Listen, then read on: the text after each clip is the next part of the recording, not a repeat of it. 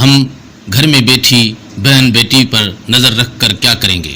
اگر وہ اپنے مرد استاد کولیگ وغیرہ سے بات کر رہی ہے تو نگرانی کر کے بھی آپ اس کا کچھ بگاڑ نہیں پائیں گے، اور اگر آپ کو لگتا ہے کہ ہر وقت کی نگرانی میں بڑی حکمت ہے تو یہ خوش فہمی بھی پال کر دیکھ لیں۔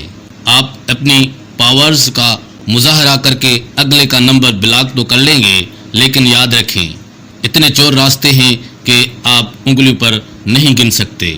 آج کل نیٹ شریف کی بدولت 8 گریڈ کی لڑکی میں لو میرج اور لڑکوں کی طرف مائل ہونے کے رجحانات ضرورت سے زیادہ ہیں، اس لیے آپ خواہ گھر میں محبت دیں یا سختی رکھیں، آپ جنسی کشش سے اسے دور نہیں رکھ سکتے۔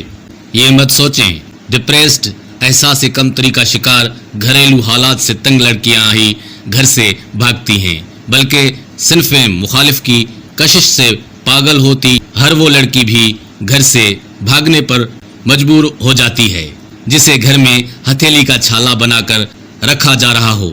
تو آپ کیا کریں گے؟ صرف ایک کام، اپنی جوان ہوتی بیٹی بہن کو کھل کر سمجھا دیں کہ جہاں کہو گی وہیں بہائیں گے، بس پہلے تعلیم مکمل کر لو تاکہ کل کو اگر روٹی کمانی پڑ جائے تو کما سکو۔ یقین کیجئے جب لڑکی ذہنی طور پر مطمئن ہو جاتی ہے تو وہ اگر کسی غیر مرد سے بات کر بھی لے تو اپنی حد کراس نہیں کرتی، وہ نہ چھپ کر نکاح کرتی ہے نہ گھر سے بھاگتی ہے۔ اس لیے نگرانی یا نمبر بلاک نہ کریں، بلکہ اپنی جوان ہوتی بہن بیٹی کو اس کے مستقبل کا اعتماد دیں۔ بات تو صرف احساس کی ہے، بالکل جنس مخالف کی کشش حقیقت ہے، اس سے آنکھیں نہیں چرائی جا سکتی۔ اور ایک اور بات وہ ہے یہاں کا ماحول کہ ہر مرد و زن کا مقصد حیات بس شادی ہی ہے۔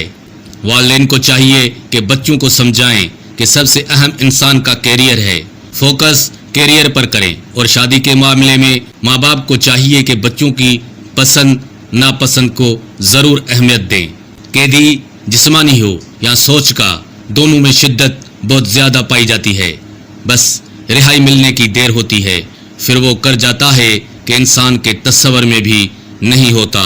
نظر رکھنا بھی ایک طرح کی قید ہے، اس سے بہتر ہے سوچ کی آبیاری کی جائے۔ بڑھتے ہوئے سوشل میڈیا رجحانات کو روکا نہیں جا سکتا، اس کا آسان حل یہی ہے مینٹلی طور پر ان کو مضبوط کیا جائے۔ دیکھنے اور سننے کا بہت بہت شکریہ۔ اللہ حافظ۔